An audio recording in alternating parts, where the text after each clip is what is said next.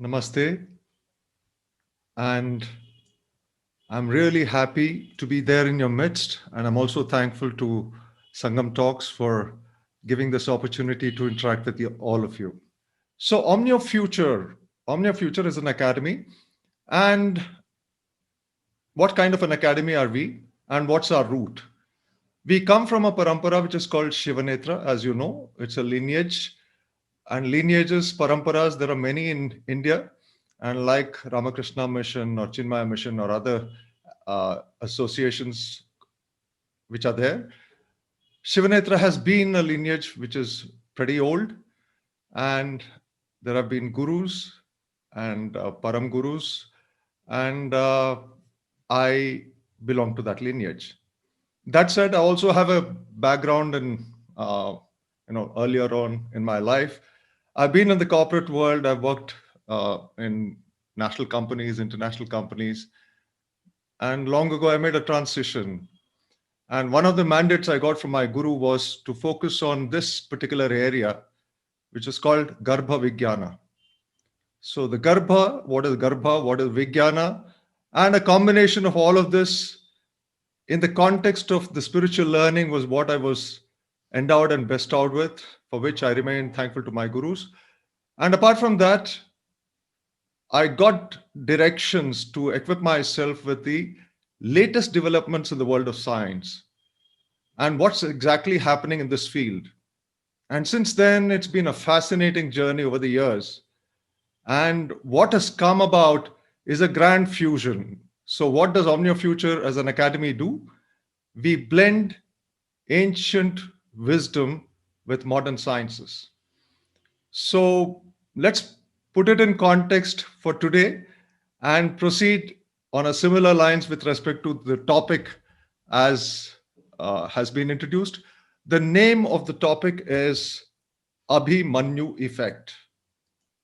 Abhimanyu effect. Now, I think this is a very easy and a recognizable name for most of us.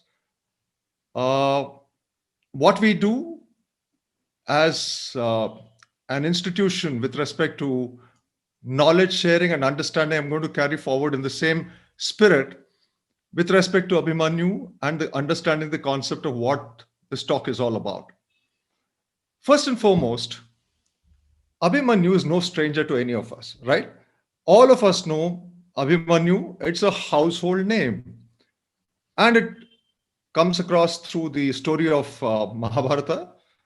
And it's called the story of Veera Abhimanyu, right? So, what are the factors which we know of? The first factor is very obvious: Veera Abhimanyu, the courage, the bravery, the kind of courage he showed as a young boy or a young man of 16 years and took on the might of the Kaurava army is very well known to each and every one of us. But he died a tragic death, it looks like, probably because of treachery. And whatever happened on the battlefield left a very, very sordid impression on each and every one of us. And the second aspect of the story has always been the fact that he learned something when he was there inside the womb. And I think this is also very, very well known across India. People know that Abhimanyu learned something when he was there in the womb of his mother Subhadra, and whatever he learned came of use at a critical time in the course of the Mahabharata war. So let's ask some fundamental questions. He learned inside the womb, and his courage aside, first and foremost, is the Abhimanyu story, for that matter, the Mahabharata itself, is it a true story or a true narration, or what is it? Is it a myth or is it a fiction? Now, I think a lot of water has passed now. And today, people, courtesy, Srijan Talks, Sangam Talks, and many other fora, you've had speakers coming and telling you which scientific evidence about the dating of Mahabharata, dating of history, because this is part of Itihasa. This is part of history when you get into the scriptures of India. So if this was part of history, dating of it, giving evidence, archaeological evidence, as also climatology, plus modern sciences, which have also stepped in, they've all given a a lot of knowledge about how to figure out the reality of these stories. But that's for the scientifically minded, the intellectually minded. But for believers, this story was always true. So Krishna was true. The narration of the every event of Mahabharata is true, and all the gods and goddesses are also true for us. The important question which comes about is, if Abhimanyu learnt while he was inside the womb, there must have been at least a 9-month span when he was there inside the womb. So in the course of 9 months, there would have been many instances, like she was a princess, and she was the princess in a royal family in rich surroundings. So as a Yadava princess, she would have had access to a lot of things and engagements with a lot of people. Why is it that one particular conversation she has with Arjuna, Krishna, depending upon which perspective you take, gets etched into the memory of this baby, this fetus inside the womb? Why not the others? And if such a learning happened, are there causes? What were the factors which contributed to making this a reality? That's what we're going to examine through this. So the first part of it, I'm trying to give you a little bit of a perspective on some developments which have taken place in the modern scientific arena and the world of knowledge as we know, and how significant progress has happened in the field of what is now called as prenatal, perinatal sciences. So for many of us, this term itself might be new, and for some people, they might be knowing something about it.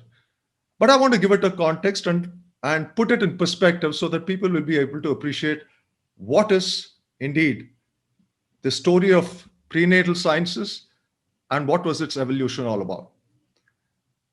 And before that story morphs into the modern day reality, over the last 200-300 years, probably a little more, pregnancy has largely been understood to be an event. It runs for a course of about 9 months.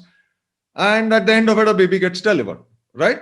So there are some trials and tribulations which might be happening, but by and large, children are born. So cultural practices and medical practices vary across regions, cultures. So people have had many kind of variations in this. However, the primary concern which came about in the last 200-300 years with the evolution of science was what? Let's make sure that the baby and the mother are safe. So for that, the tracking by many parameters, primarily what is known as the infant mortality rate and the maternal mortality rate, MMR and IMR. So that became the cornerstone of modern medical practice. So significant evolution has happened, as we can see. There's been a dramatic reduction in the mortality, morbidity rates. And therefore, the evolution as it's happened over the last 300-400 years, up to a few decades ago, and probably even now, pregnancy is now a largely medical event. So pregnancy means it's equal to doctor, it's equal to hospital, and what needs to be done, which is a good thing because you can see the good results which have come about. So what led to this was a different kind of a consequence when you begin to see some other aspects of human life. Medical protocols came to the forefront.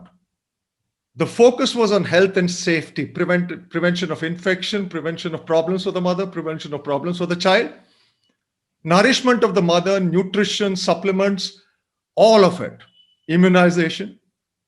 But many other facts either got discarded or were given lesser prominence or were deliberately rejected. For example, what are the needs? What are the other needs which could be there?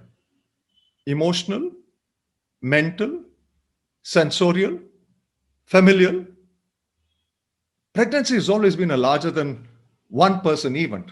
An entire family used to get involved with it. So the involvement of society, the involvement of family reduced significantly. And of course, the larger aspects like culture and spirituality were all forgotten. The spiritual context of this was completely forgotten. Now, is there a case for that? We will examine. However, the story as it progresses took a very gory turn in many ways. It was all about taking care of medical protocols and making sure that everything was okay. With its success rates, whatever prescriptions were being given, folic acid and supplements, scans, reports, all of that dominated the entire course of pregnancy. But looking at it from the baby's perspective, what was the prevalent doctrine till now and probably even now? The baby is still work in progress, meaning it's developing. And one important aspect was that the baby is not sentient, meaning it doesn't have emotions, feelings. The brain is still under development. The other organs are still under development. And therefore, you need to address the requirements of the baby, not care and address the other requirements, which could be in the larger context, as I mentioned, emotional, intellectual, spiritual, whatever it might be. The larger contexts were really negligible. It led to some horrible consequences. And in today's world, the modern world as we speak, the kind of things which have been inflicted upon babies and continue to get inflicted. For instance, there's a procedure by which they take the blood sample of the baby. So what do? They clamp the heels of the baby and just extract blood. The baby might be howling, but what do? Nothing, because the baby really is not, maybe in a little bit of a pain physically, but then overall nothing's happening to it because it's still not a full human being. And if you think this was, this is normal, just look at it. As you move into this, you begin to address the baby completely as a non-sentient, non-feeling entity. So believe it or not, in a land like America, millions of procedures, medical procedures, like circumcision, have been done without anesthesia.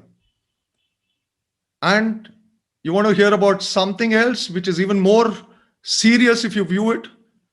There's a condition, for example, I think it's called patent ductus arteriosus. Two blood vessels have to kind of fuse together to create the passage by the time the baby is born. If it's not fused together and perfectly created, a procedure is done to join these blood vessels. And this is a heart surgery. It's been done without anesthesia.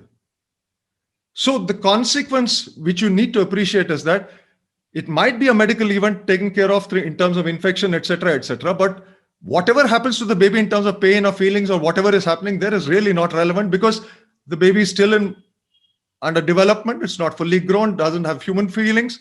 And therefore, let's do what needs to be done from the position of our knowledge.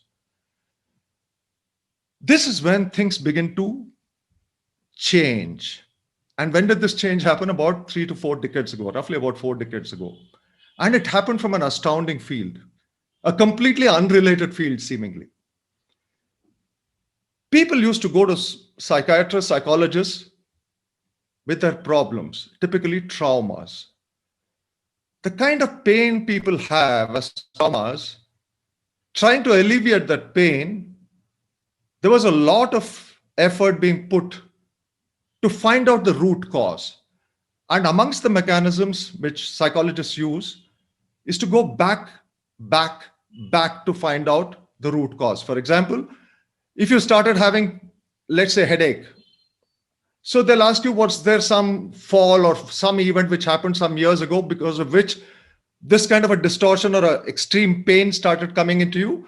And if you say, indeed, you had a fall, preceding that, what happened? And they'll keep going backwards, which is called a regression technique. And while they were doing regressions like this with adult patients about their traumas and problems in the course of life, in certain zones of engagement, people would lapse and blurt out certain things which looked like fiction. Because they would say that, when I was there inside the womb, my father beat my mother. Or I learnt all this music when I was there inside the womb because so and so was a teacher who used to come to our house, and my sisters used to learn, because of which, staying inside the womb, I learned. Now, this looks like cock and bull story, right? How is it possible? So, in the Western world, this was a shocking thing. So, womb experiences, narrations, what do you do with it? So, either you can dismiss it, but being professionals, what they did was they started collating it. They collated this anecdotal data and then tried to match it with either medical records or research, and tried to marry or match these two things, what was anecdotally said and what was factually available. And it turned out to be an astonishing story because a lot of it was completely true. Now, the belief is that this baby doesn't have sentience, it's not capable, it doesn't have anything. But as an adult human being undergoing trauma, problems, pain of very high magnitudes, people are recalling that as in the process of therapy through psychologists. And this is something which has happened very early in life and it's manifesting much later in life. And this was the dawn of prenatal and perinatal sciences. In fact, like much of the progression in science, when this got published, or rather wanted to be presented as a major paper in the medical field, they were poo-pooed. That said, no, this is nonsense. Don't even come near us with this. So then these psychologists got together and they've created a platform. In fact, one of the platforms which is available in the world today, called Association for Prenatal, Perinatal Sciences and Health. These scientists got together, and since then, the knowledge has blossomed and bloomed, including all people across walks of life, much so professionals, obstetricians, gynecologists for sure, pediatricians for sure. So those from the medical profession, many others from the medical profession like midwives and doulas, and a whole lot of them are engaged in this field.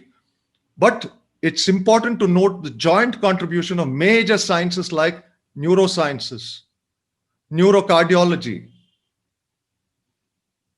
molecular biology, cellular biology, sociology. All of these have come together to put this body of knowledge called pre and perinatal sciences. So this knowledge has been astounding. The baby is now recognized as a sentient being, a human, a complete human. And attention is being given. So much so now, the knowledge is that what is happening inside the womb, apart from the new knowledge which is emerging in terms of its sentience, emotions, intellect, abilities to learn, holistic development, even the physicality of it. For example, unless the heart learns how to beat, and unless the heart progresses to beat, the rest of the development of the heart will not happen. So it's a telescopic effect. Unless the previous stage is fulfilled, it's going to affect the subsequent stages. And new knowledge tells us that there is a huge sensorial progress even inside the womb. Some of you might be astounded. The tactile sensation, the touch feeling, the touch effects, that's from 7th week of pregnancy onwards. The course of 40 weeks, it starts in the 7th week. The baby starts responding to slight movements of pieces of hair on its cheek, other things. So it's getting its sentience there itself. It's sensing.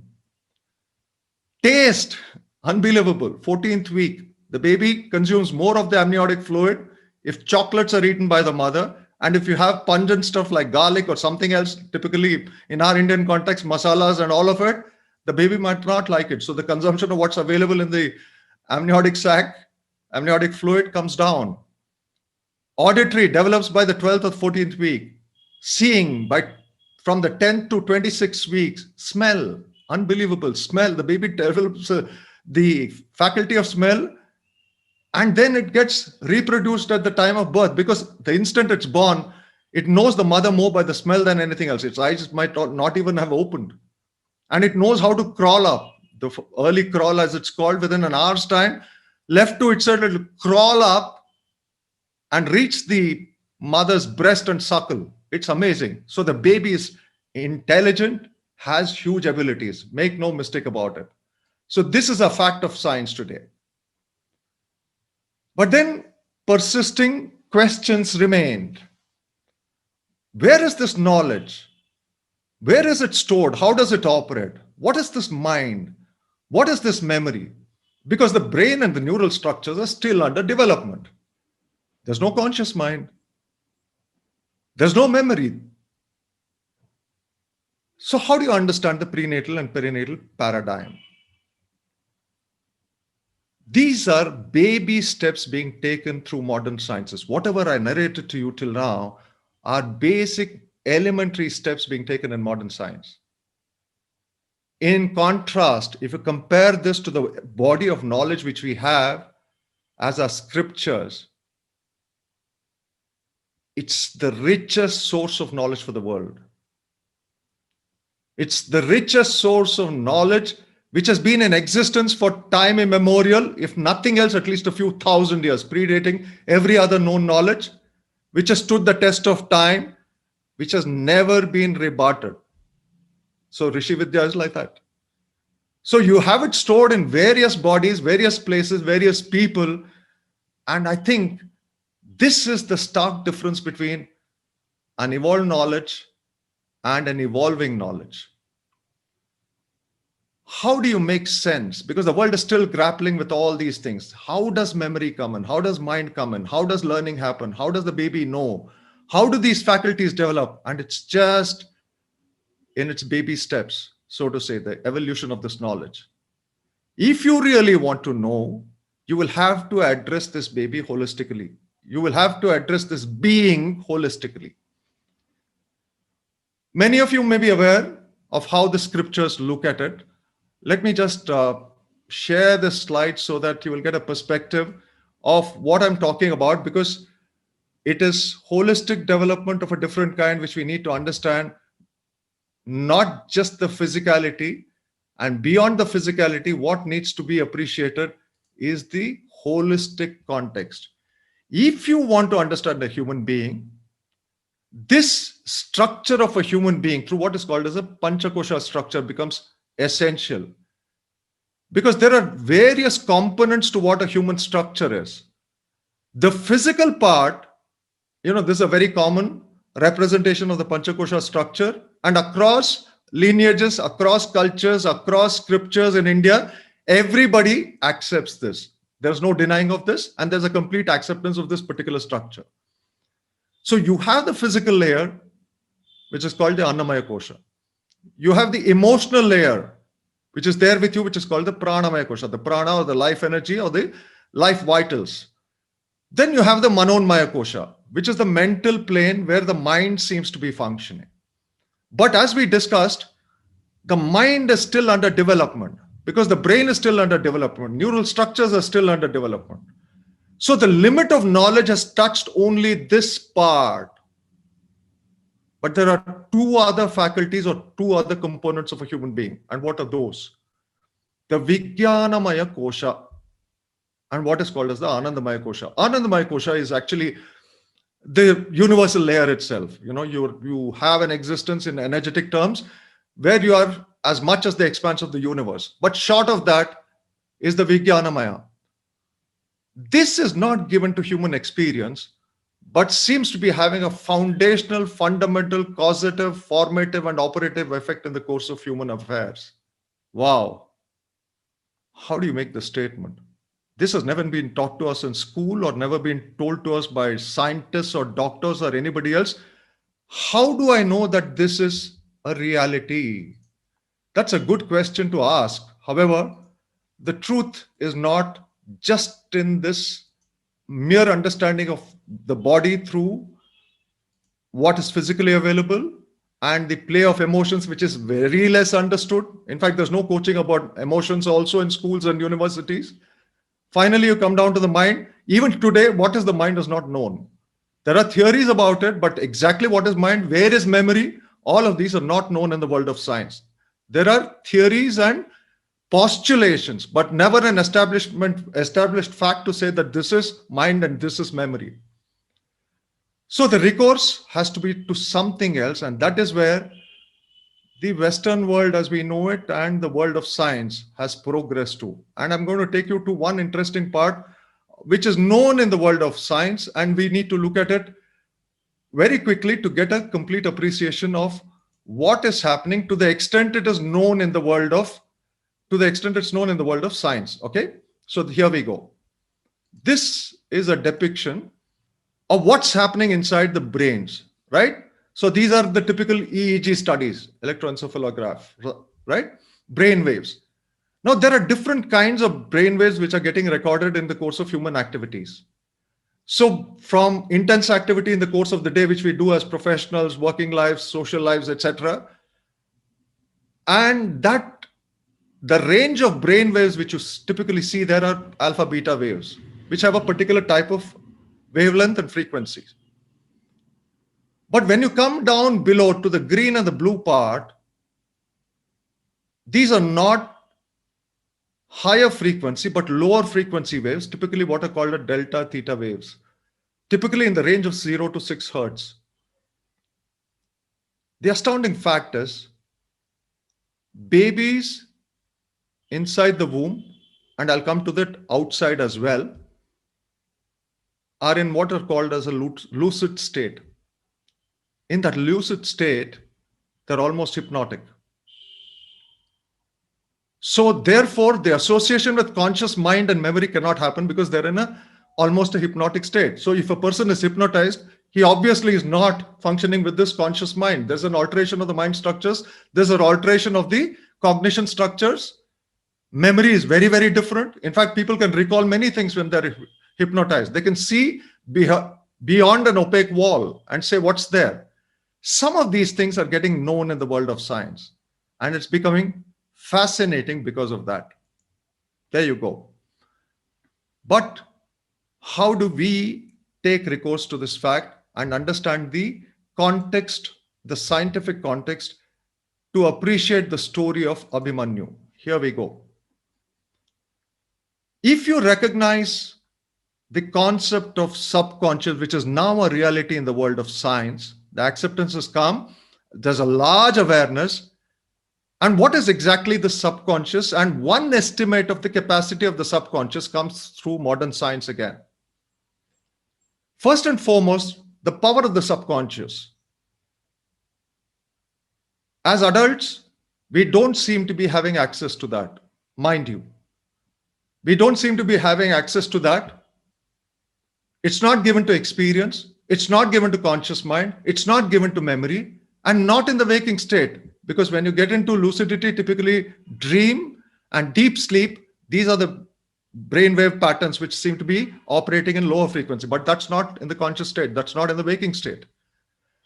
But the baby, 24/7, is in that state. Every day of the womb journey is like that. What's this power? The power, I'll give you a relative comparison. You and I, we're sitting in front of each other, right? You can see the color of my shirt. I can see the color of each one of your dresses.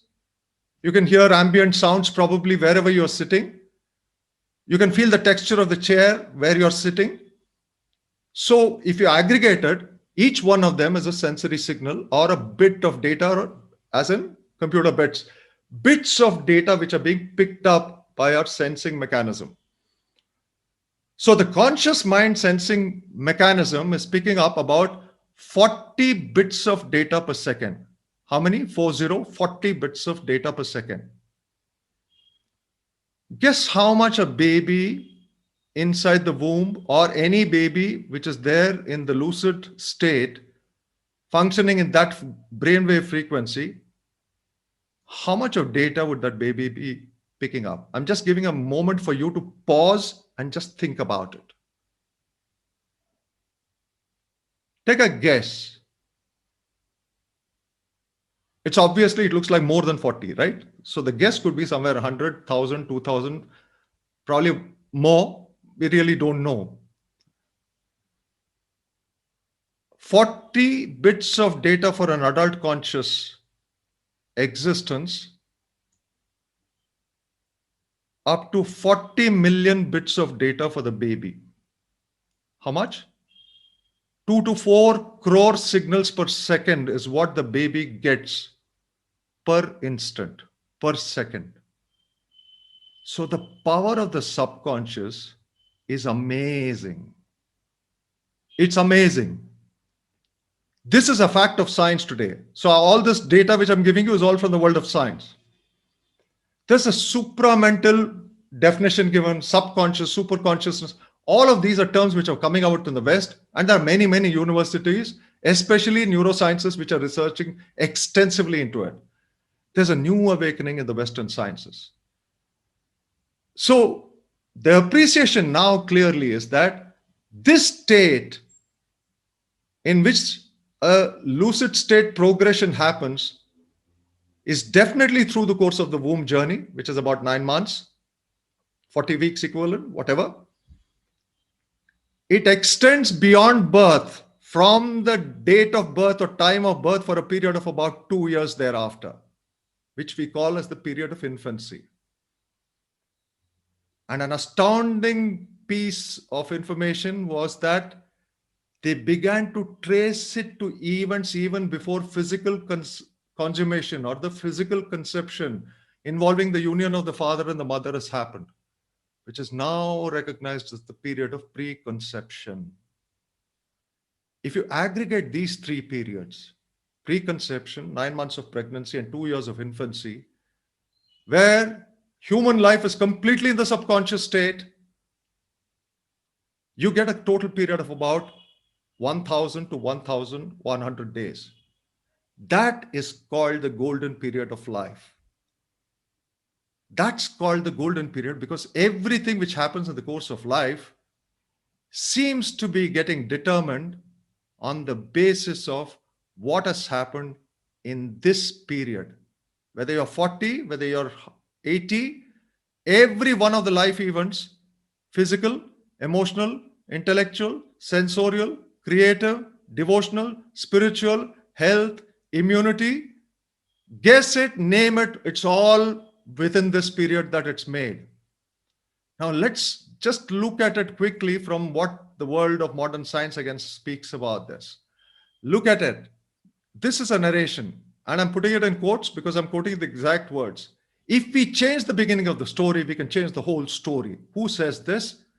This is in a document of World Bank, World Health Organization, UNICEF. It's called NCF, or Nurturing Care Framework. And this is a very recent publication which has brought about a completely new knowledge base for the world of science to accept and the world of cultures and societies to live by. Who speaks of this? WHO. And they give it the caption of 0 to 3. And it's part of a document which I showed you as NCF, Nurturing Care Framework. So you have world organizations now acknowledging and working into this space. 1001 critical days. This is the name of an organization. It's actually a hybrid, or it comprises of both the BJP and the Congress of UK, which is the Labour and the Conservatives coming together to create this platform, where they passed legislation saying that the state is obliged to fund this program. And of course, many other institutions like what I mentioned, BTNH, APA, ANEP, and of course, we as Omnio Future are very much engaged in this field.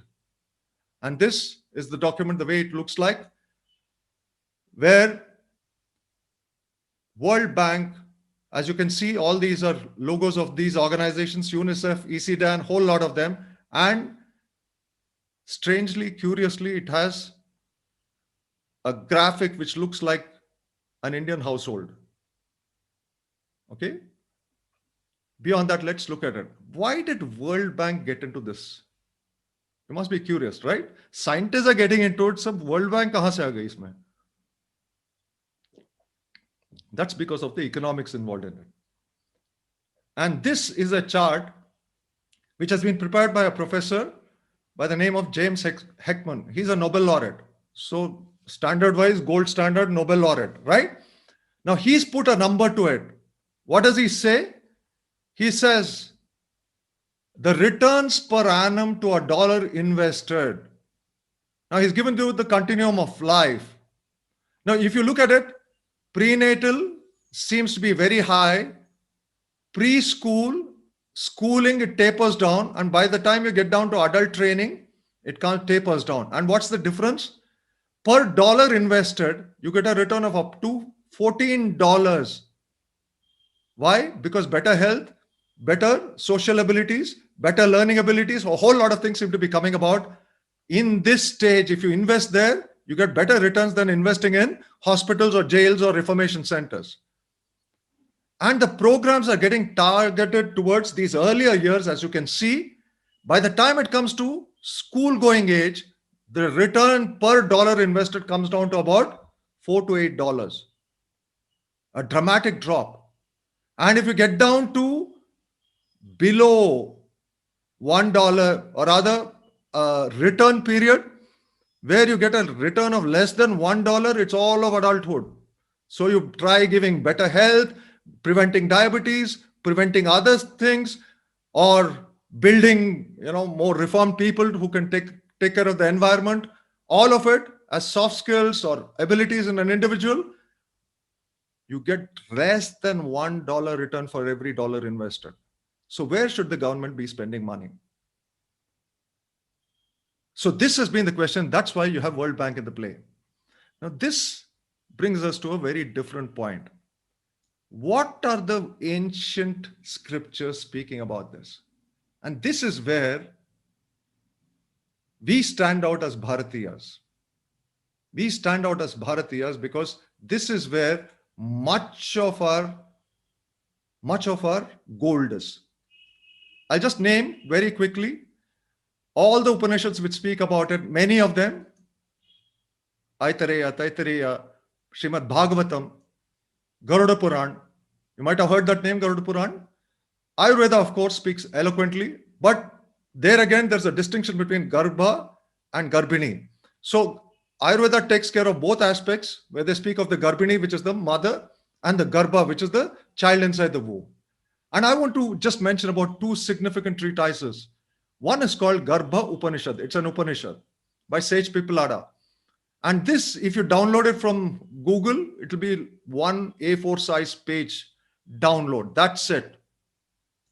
And that contains amazing amount of details. What happens in the embryonic stage? What happens in the course of fetal development? And I'll just quote little bit. For example, it says, Rutukale samprayogat ekaratroshitam kalilam bhavati saptaratroshitam budbudam bhavati ardhamasa abhyantarena kathinam bhavati. Now you can begin to look at these wordings and understand what the sages have said.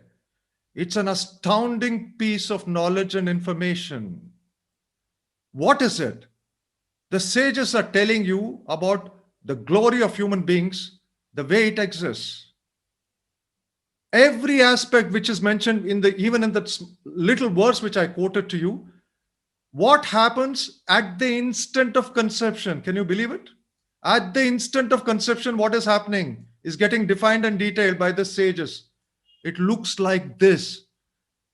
No scientific equipment, no cutting open, but with divine vision, Divya Drishti or Mantra Drashtarahas, the rishis were, they gave this knowledge and gave it on a platter to us.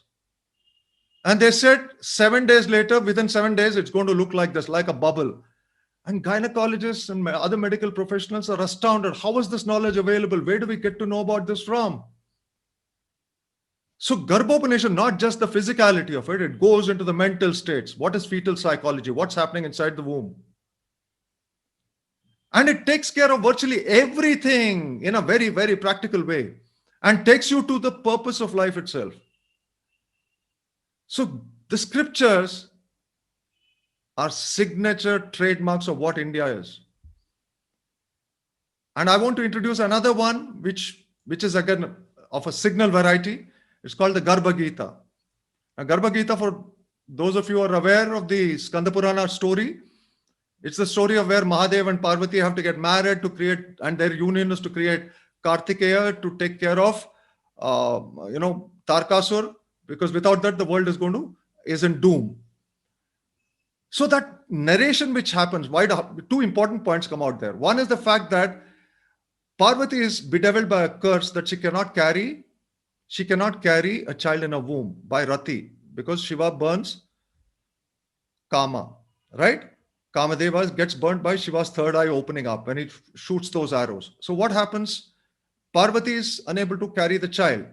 So Shiva says, so what does it matter? We'll fuse our energies and we'll create it. Now the concept of preconception in an energetic state being a reality is one aspect, significant aspect, which Shiva brings out. And the second one is Parvati is never able to carry this child in a womb, and post-birth, taken away, separated through the hands of Agni, etc., etc. Many of you may be knowing these stories.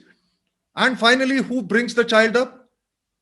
Ganga carries and she's brought up, and he's brought up by the Kritika sisters. Parvati is in grief. I cannot even hold my own child. What do I do?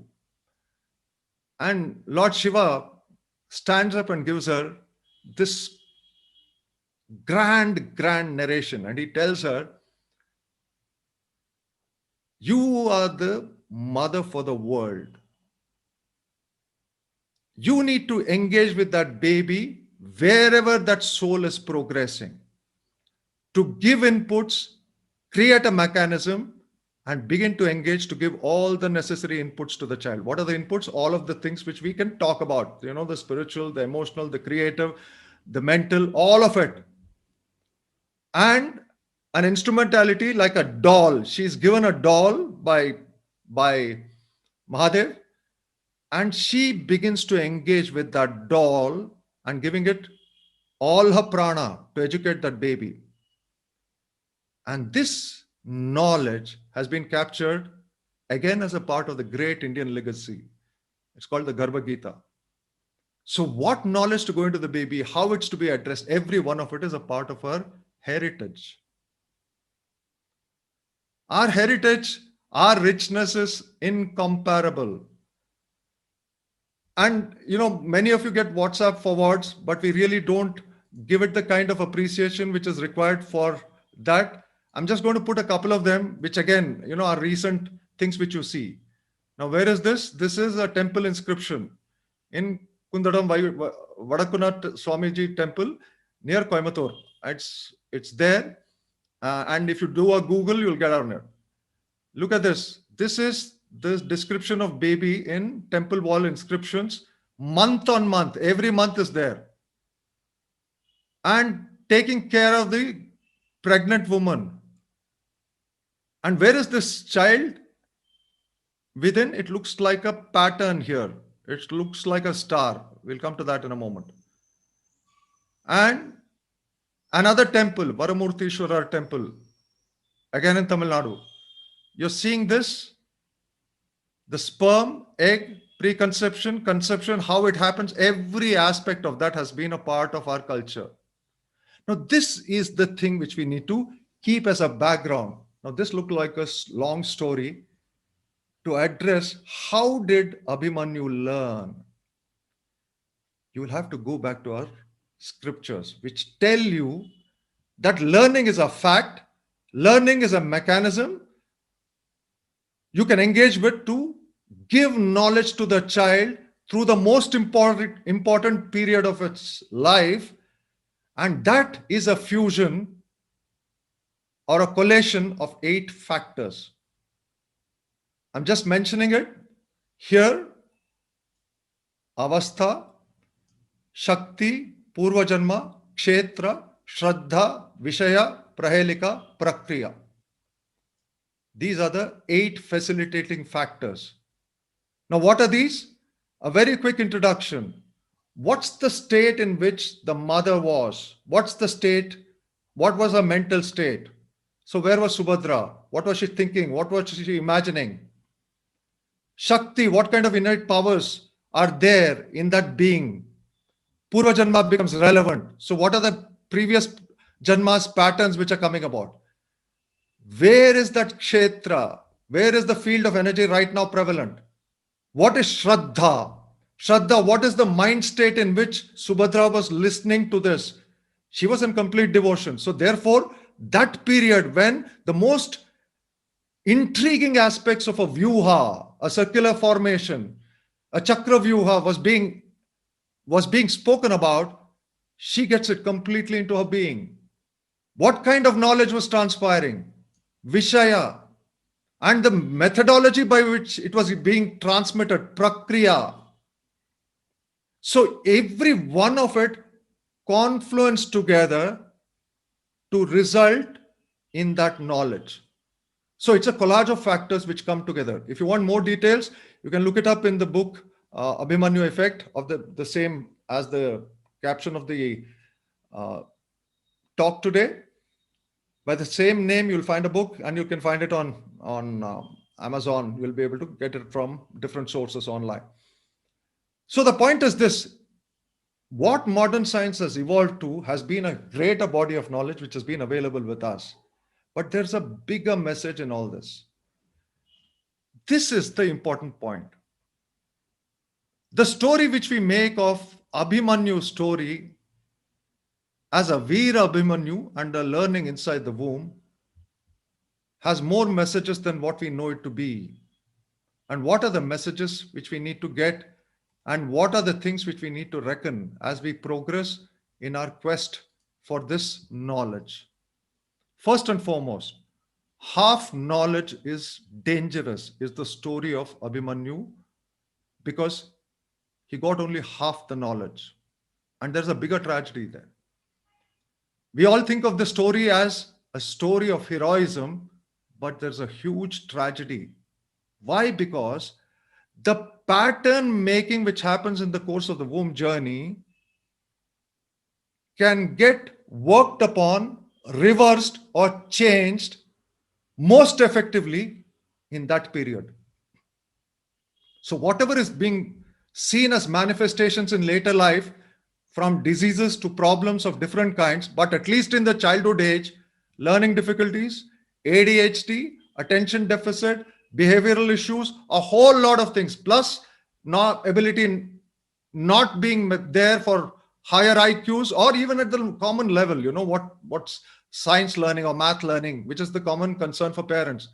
All those patterns, those are patterns, because you'll notice that some people like math, some people don't like math, some people like science, some people don't like science.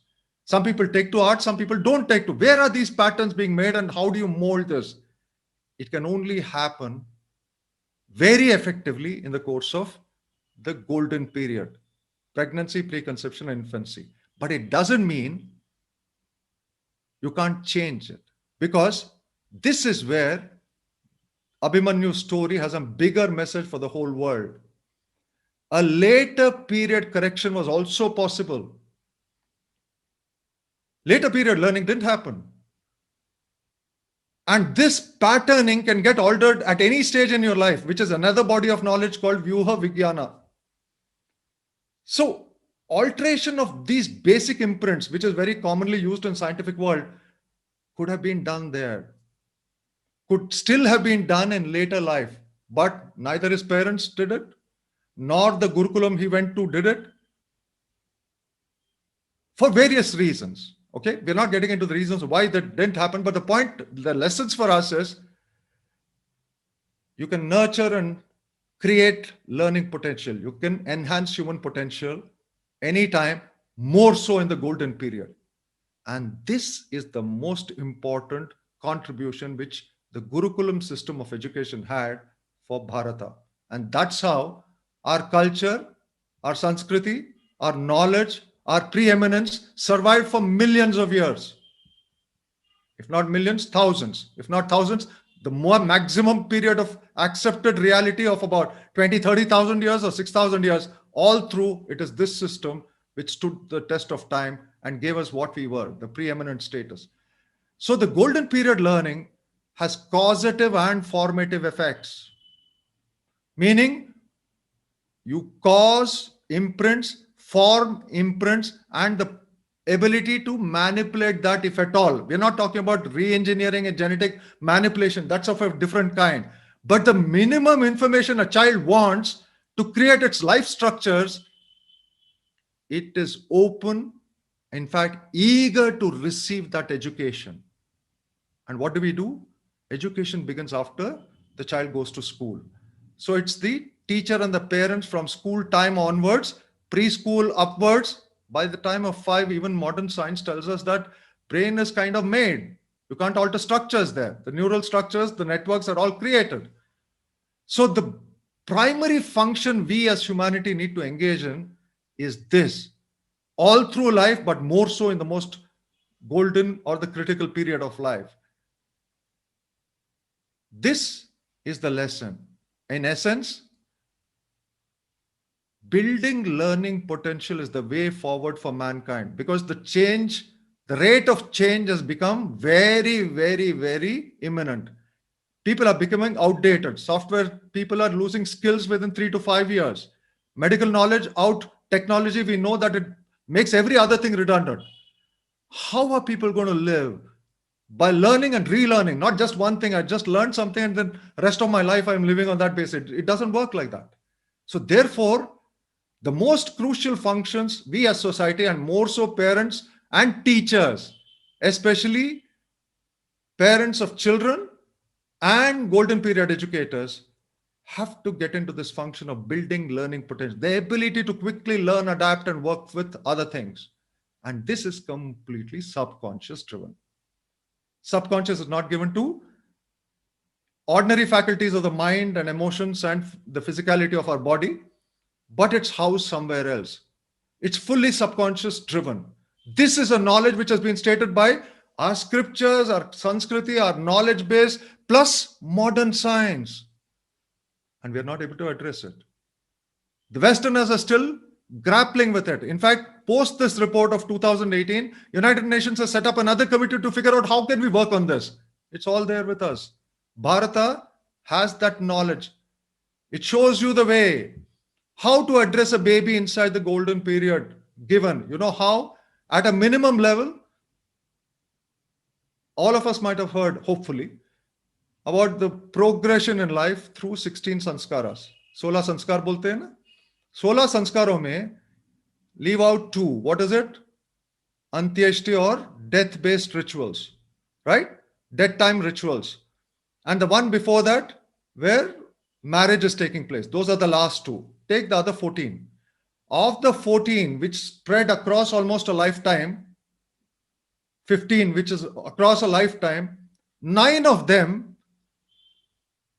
are happening in the course of the womb journey or within the first 2 years. Garbha sanskaras, what are those? Garbhadana, Pumsavana, Simantanayana, or Godbharai, as it's called.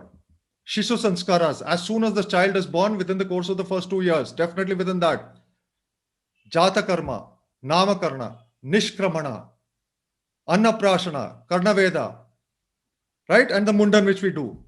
All of these are genetic reflection or inflection points for us, where you can create structures within that to alter minimum level. Forget alteration. What is needed by the child, you can give it. Not to create super babies or designer babies, but to create the minimum necessary stuff for the baby so that it can live a holistic life. And this was the genius of our rishis. They front loaded it. अगर सारे संस्कार आप करते जाएंगे, 9 पहले 2 साल के अंदर हो जाएंगे. And the other 5 are based on education, Vidya Sanskaras. This is Brahmopadesh and Upanayana and the rest of it, which happens till the time of marriage.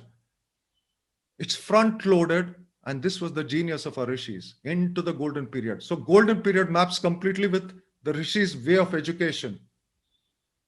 This is advantage Bharata, how to access the child inside the womb, how to teach and empower the child inside the womb, building learning potential inside the womb, developing a baby to be an individual and a contributor in society.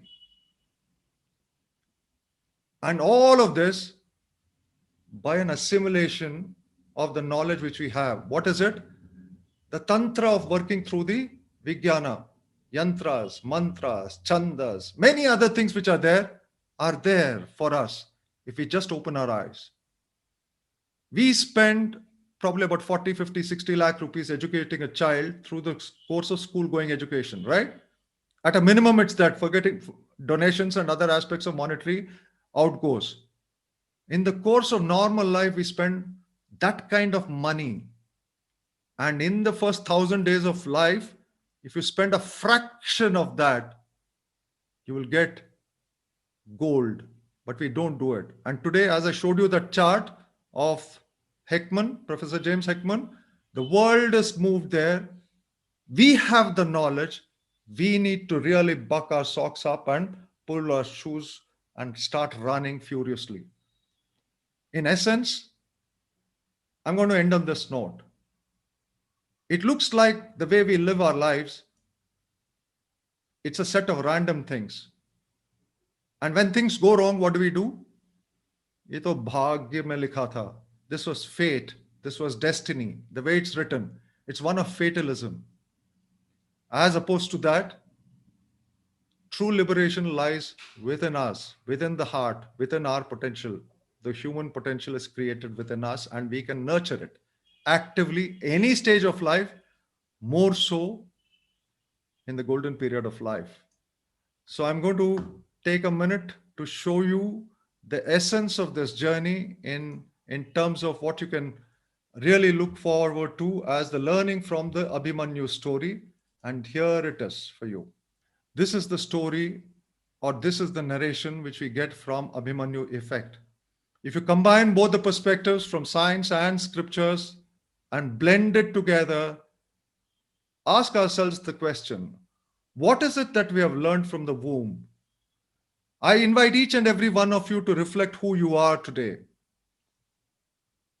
If you're a person who's a happy-go-lucky person, if you're a person who's got problems as in diseases or relationship problems or any one of those, performance issues at office, workplace, wherever it might be, social issues in terms of relationships, engaging with society, all goes back to that period.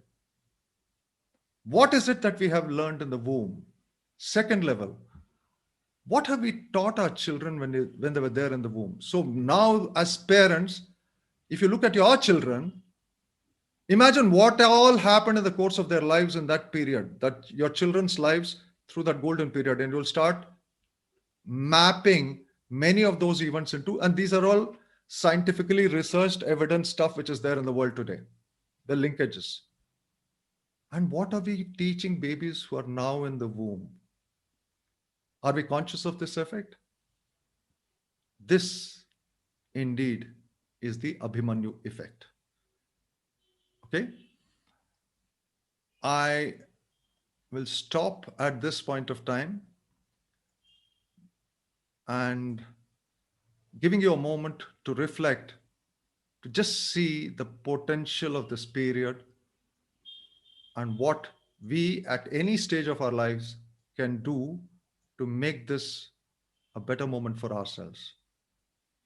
Thank you very much. Shivoham. Namaste.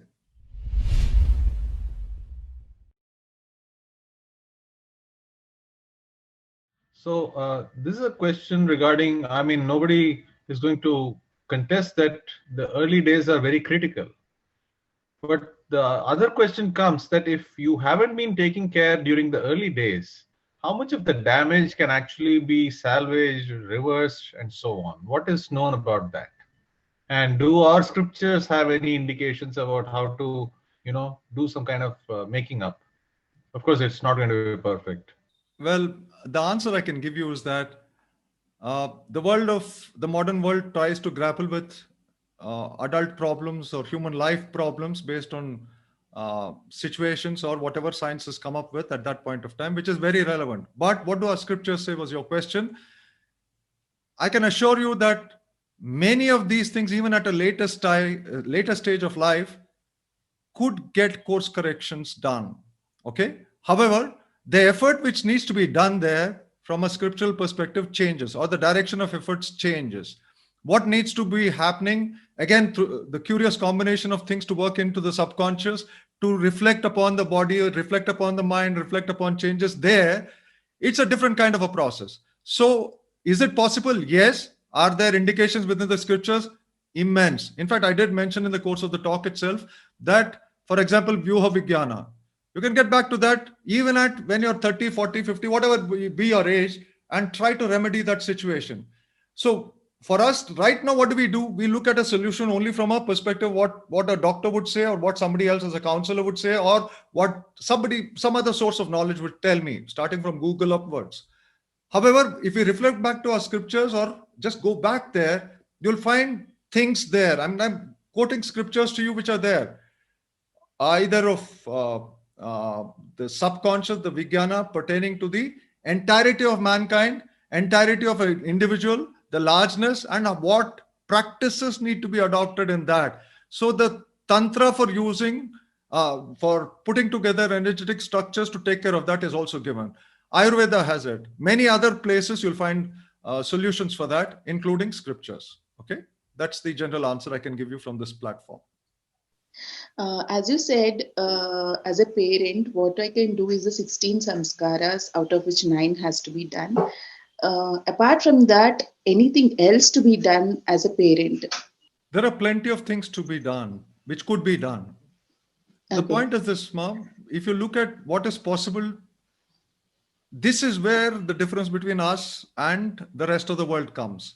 You have methodologies of how you can engage with the child. Now, what is there as, for example, through pre and perinatal sciences also, how do you engage with the womb, in the womb period with the child, what do you need to do, etc., etc., things of trials and tribulations, meaning there's nothing concrete or definitive about what you can do there. But if you come here to this part of the world, basically Bharata, India, and the knowledge which we have, exactly month by month, week by week, day by day, what you can do is all given there. Okay? So if you begin to look at it, let me take this opportunity to introduce one more thing, okay? As Ruchiji introduced me, this, for instance, a book or a compilation which I made of what is called as Blessing Before Birth. It's a set of 9 books. Let me just take that graphic and try to put that up. I'll just give you a moment. Now, this is Blessing Before Birth for you.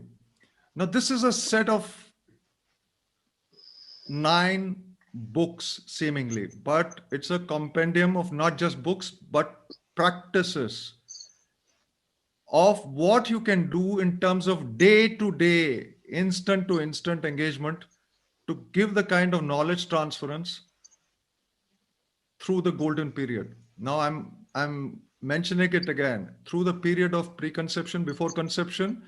You can use it in the course of pregnancy, you can use it in the course of infancy, and you can also use it for later learning. Mind you, these set of books can last at least to the age of minimum 12, 13, the growing up age, when the mind gets formed, mind structures get formed, okay, pre-teenage. So that age, all the knowledge which requires to go as holistic knowledge is here. In fact, in the earlier period, this is the only knowledge which is required. So if you have younger children, especially very young children up to the age of 5, 6, 7, these books are truly a blessing. Because what is this? This is the essence of Garbha Gita, which I referred to.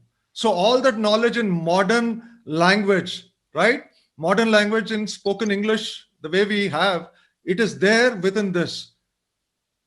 So you can take recourse to this. You can take recourse to other practices which are there. You can go to, there are many institutions within India and abroad which take you through programs of, development, either infant development or child development, but I do not know how many of them really engage in holistic practices. Holistic will include the subconscious. If you do not include the subconscious, the practice becomes limited to physical, emotional, mental stage, which is Annamaya Kosha, Pranamaya Kosha, Manonmaya Kosha.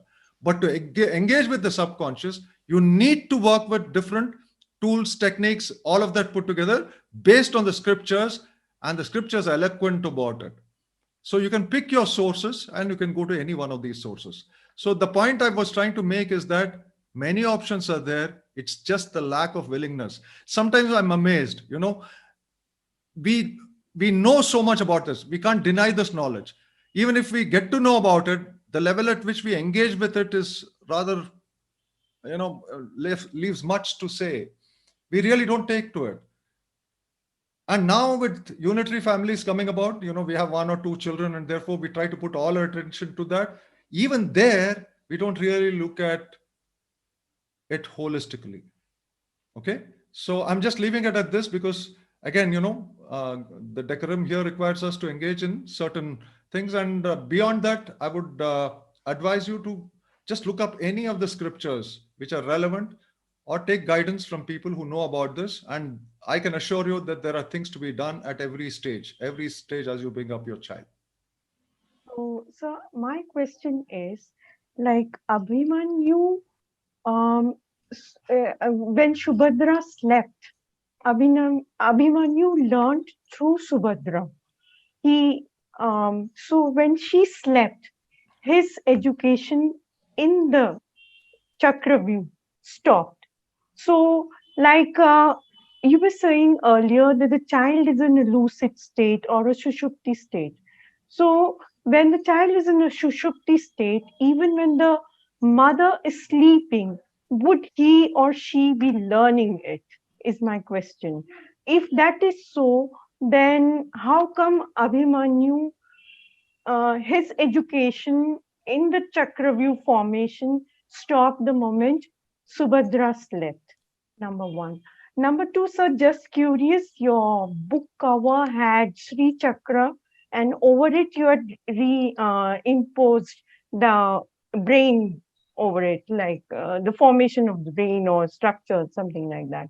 Why is it that the Sri Chakra was there? Any significance? Okay, I'll take the second question first because it's a very quick answer. Because all knowledge and the symbolism which you can use for all knowledge and how to work with energies is in the Sri Yantra or the Sri Chakrama.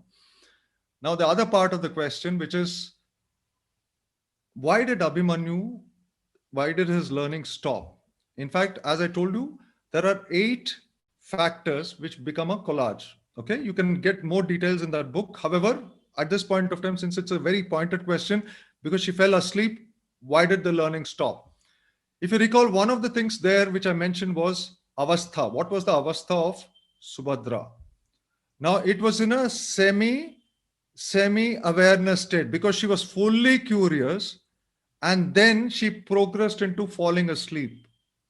So the degree of lucidity in her underwent a tremendous transformation. So parents remain connected to the baby, the mother through the umbilical cord, but beyond the genetics of it, there is an epigenetic connect. So the genetics and the epigenetics, which modern science also reaffirms, both of them are contributing, where the father without the umbilical cord is also connected, and there are other people who could be connected to that baby. But their states will matter. The same way, if you continuously watch TV serials which are sob stories or Saas Bahu serials, what kind of an impact can go compared to something else, which is probably a lighter one. Okay, so here was a reality where she transitioned into what is called a different psychological state, right? So that psychological state alters. Hypnagogia, hypnopompia are 2 terms used when you're getting to sleep and getting away from sleep. Okay, so she moved. The more she progressed into those states, this learning stopped. Why did this learning stop? Because Vishaya, the other collaborative factor, what was the kind of knowledge which was being spoken about there? So there are types of data. You have data, you have knowledge, you have information, you have high entropy knowledge. Now this came to a level of some low entropy knowledge, which is not the vidya or the jnana of a different kind. So that stops with conscious mind states. So the mother's learning stopped and the baby stopped learning. Okay, this is an amazing thing. So never look at it as a linear thing. There will be a collage of factors, okay, because his Purva Janma and his abilities also come into place. So all of these put together is causing the learning or the lack of it as well. Okay, so that's the message. Shivam Babaji, when you were speaking about some of the patterns which get developed in the womb, So, for example, you quoted some of the points which I could remember was some issues in learning or upgrading skills or relationship building skills. I think you told, like, if I remember it well, interpersonal skills. These are the skills which are also learned in the womb by the baby. So, do you mean like if at all like someone is conscious and have identified like some person have is lacking in these skills, uh, it cannot be developed by constant self practice and self observation towards the right direction, or it has to be corrected following the some of the blessings before birth you have told, or correcting it with the guru. Is it not possible to self correct it with constant observation and study? Okay, I'm understanding this question as, can, as a grown up with self study and self effort, can I remedy a situation? Of course, you can. To a large extent, you can. Some may not be changeable. Okay, so there are certain patterns which can change, certain patterns which cannot change. But most patterns can be changed. And I repeat, most patterns can be changed if you do it in the early period. That's why it's the golden period. In fact, even the WHO document states extensively about this, saying that brain structures and how you can influence it and what you can create, most of it happens in this period. It's like, the example which you can take is of if you're building a house, at the planning stage or before the cement hardens, what you put becomes the foundation. So the walls and the beams will stay. So after that, if you want to change, of course you can, to the extent you want to alter the windows or the position of the window, but you really can't change some of the foundational aspects unless you break it down, completely rebuild, which is also a possibility. So depending on what your aim is, you can move in that particular direction. There are some things which can be changed, but the progression will be of a very different kind. The ability to change something which is hardened into solid cement becomes less. So from common observation, we can say that the better option is to progress in the earlier period. Does it mean end of story? No, you can do it at any other time in life also, but then the ability to change becomes less and less because of the other things. We have conditionings, we have our own priorities, our own knowledge bases. So they will start interfering. There the baby is, or the child, even as an infant growing up, is eager to learn and absorbs everything, right? So that becomes an easier period for you to focus. It's not as if you can't do it later on, but later on, apart from limitations of the environment, my own personal limitations also might hinder or become an obstacle. So it's better to start earlier, but it's not end of story later. That's the message. Thank you. Hello, this is Shilpa Joshi. Sir, thank you very much. Pranam aapko. Mujhe दो questions I have got. One is, in the early times in pregnancy, a woman feels like eating certain things, very, very strongly. She has liking for certain things. So is it that the fetus is demanding for it? Or sometimes, there is a lot of vomiting happening. This all happens during the first, third or fourth month, So what is the connection? Is the fetus not liking certain things? Or is it the demand from the fetus? That's why she feels like eating certain things. And my second question is this connection, there is some connection of vritti sanskara chakra we talk in yoga with the sanskaras that are happening in the womb? So these are the two questions. Okay. Let me give you one fundamental fact. If that baby is sentient and it's got super abilities, you remember what I mentioned? If your abilities are 40 signals, the baby has, in the context of data gathering, it has abilities like 2 to 4 crore signals. So there's no comparison. The baby is very differently enabled. Now, with that reality, the baby controls commands in as much measure as the mother, many times much more than the mother and every other environmental influence. For instance, whatever is happening in the course of pregnancy itself, where the implantation has to happen into the wall of the uterus, how the baby makes inroads into the mother's physiology and, works into the placenta mechanism, creating the placenta mechanism, right through the process of to the end.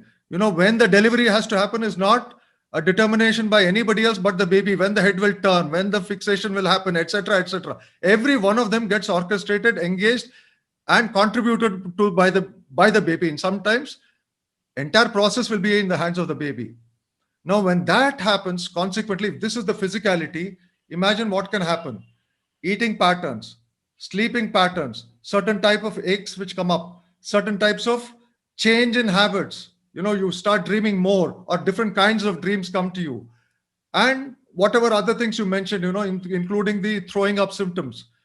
All of these are either directly caused or influenced by the baby. Okay? Directly caused or influenced by the baby. Because, as I said, it's such a sensitive thing, even from the perspective of modern science. By about 14th week, the taste is developed. So what it's going to take from the amniotic sac as swallowings will change. So you take chocolates, which is what the research says. Chocolates, the baby gulps up more fluid. You eat garlic or pungent stuff, the baby doesn't take so much liquid. So there's enough evidence now to tell you that is being caused because the baby wants something and doesn't like something. Okay, so it'll cause a change in the mother, both in her eating habits, sleeping habits, every one of them. So the rest of it, in terms of the patterns which are coming from earlier and the yuktis which have to happen, the yogic components it's a collage, as I said.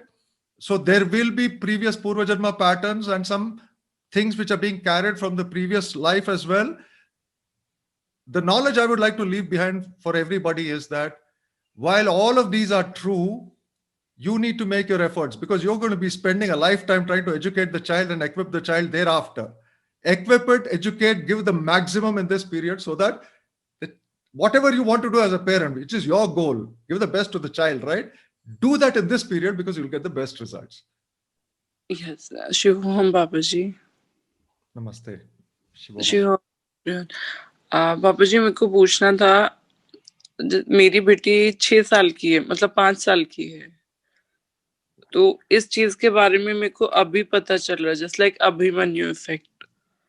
तो मेरे को बहुत सारी चीजें मन में आ रही है, क्योंकि तब वो थी वो मैं ये नहीं कर पाई, मैं मतलब उसे बहुत सारी चीजें, अभी तो वो 5 साल की हो गई है, तो मैं अब क्या कर सकती हूँ उसे ना, मतलब थोड़ा सब चीजें बताने के लिए, या अभी बहुत लेट हो गया है, या फिर नहीं, ऐसा कुछ नहीं है कि लेट हो गया है।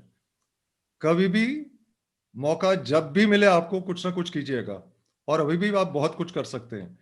अगर आप या तो प्रीनेटल साइंसेस की ओर जाइए, वेस्टर्न एजुकेशन की ओर जाइए, वहां से उठाइए, या भारत के अंदर बहुत सारी प्रैक्टिसेस भी है, उससे आप समाधान या प्रॉब्लम्स या डेवलपमेंटल इश्यूज और other things you can address it. और ओमनियो फ्यूचर के पास भी है। मेरा कहने का मतलब, this is not a platform where I can give you personalised advice. We run a complete gurukulam जहां पे बच्चे पढ़ते हैं, और वो that's available in the online mode as well. So we have now shifted completely online so that people can get that benefit of online education right up to the age of 18. Okay, so that is also there. Just as a passing reference, I'm mentioning this. Thank you. Yeah, good evening, sir.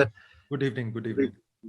I have a very quick question. See, from most of the talk, I got that mother is basically the enabler or on the driving seat, right?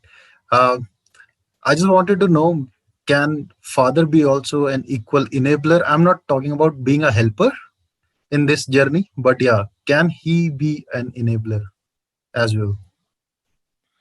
Viniji, let me give you a very quick answer to this. It might have sounded as if the mother is in control, but I've mentioned it repeatedly that people who have, both from the perspective of science and our scriptures, who have influence of the child includes father, mother, and others in the environment. Okay, now who are the others in the environment? Now, if you begin to look at it, the father and the mother are closest in terms of the genetic construct of the baby, and also the other connects which the baby has.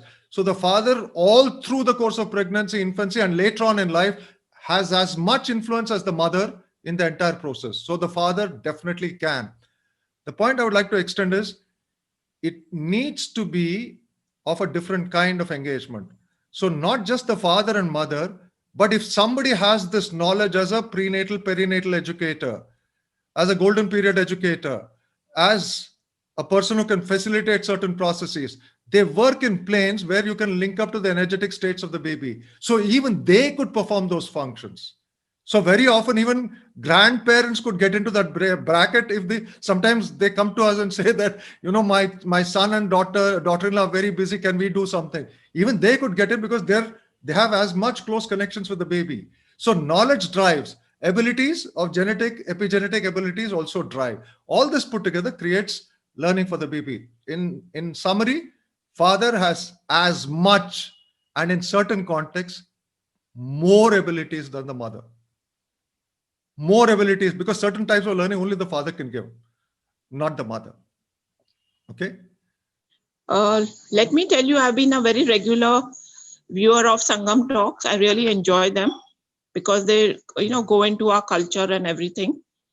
I wanted to say that, you see, unfortunately, even we didn't know about this golden period.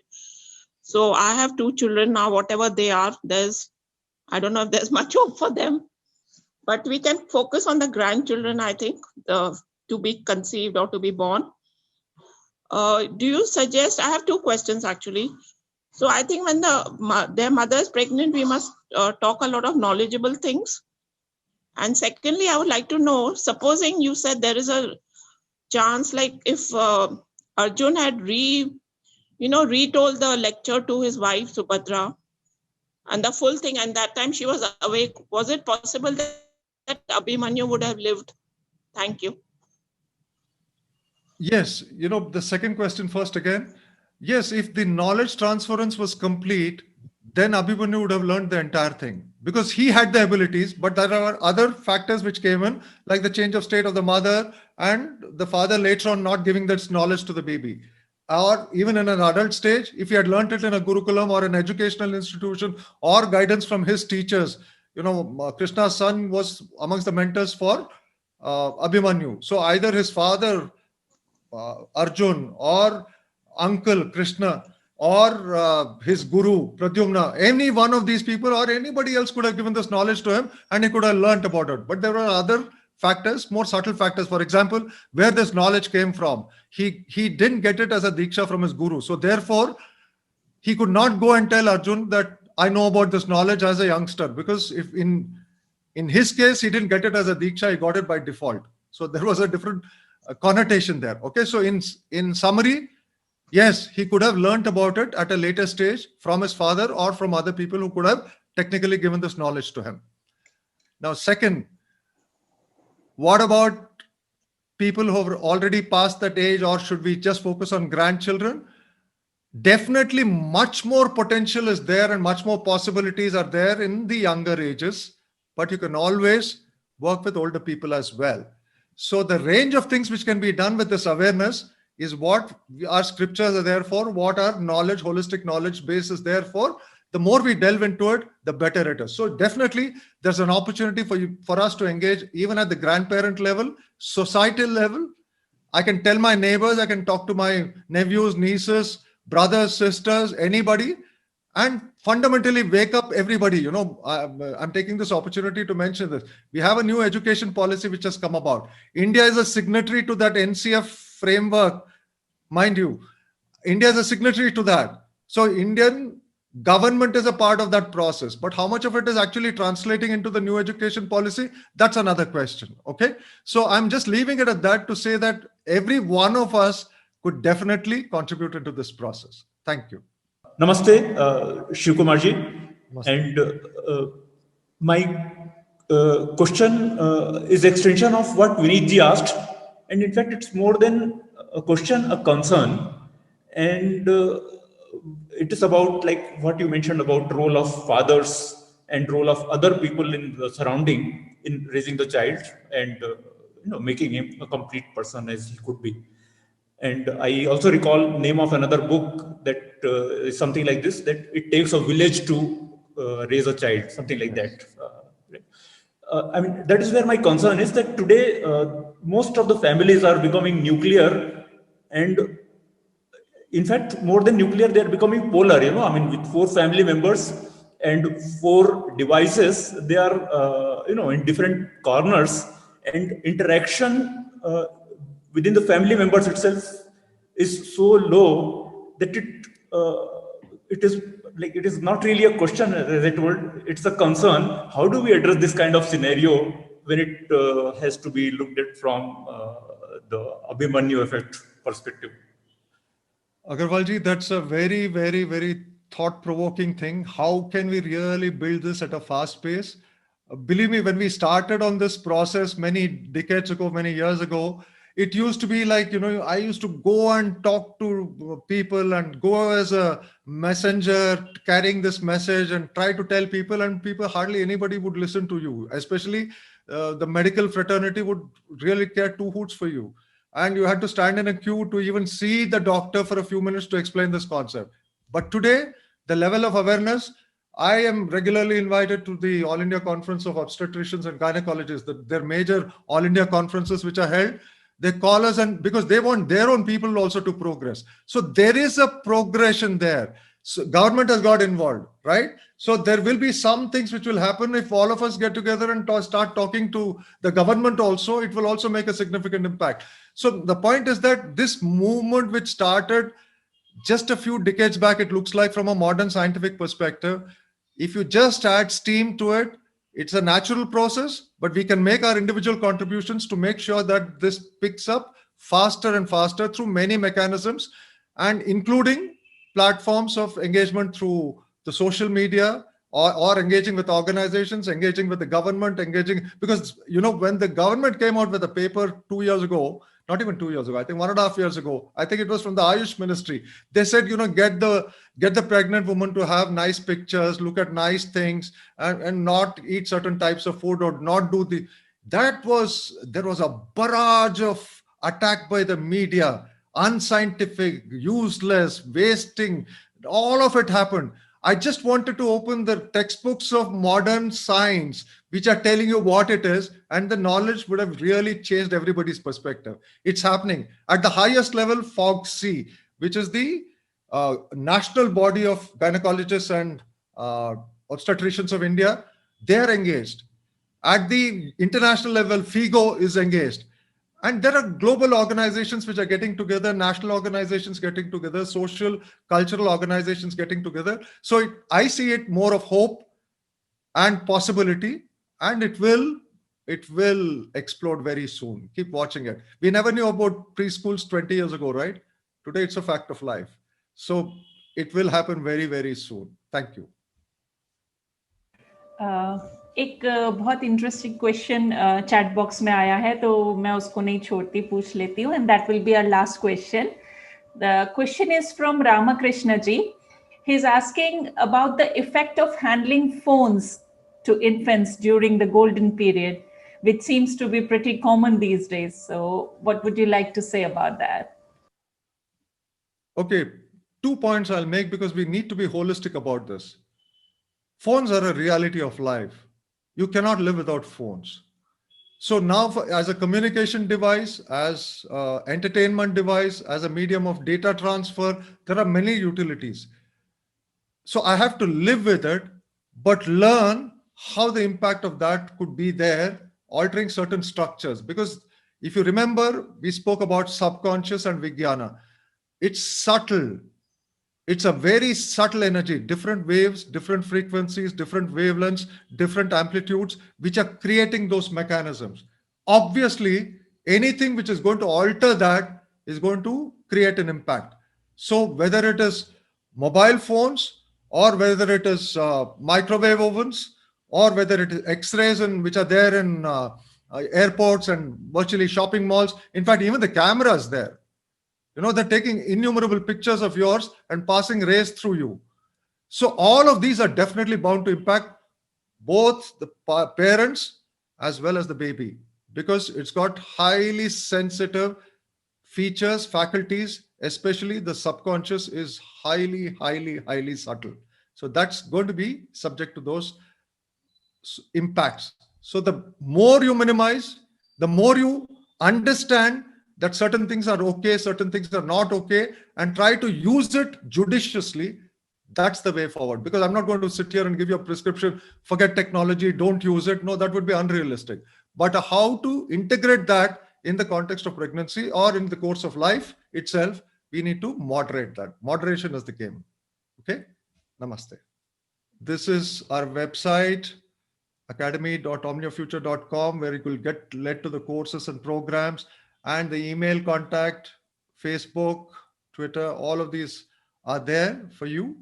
So anybody could just connect, leave a message, and somebody or the other will get in touch with you in case you would like to know something more in detail or engage in a different capacity. Okay.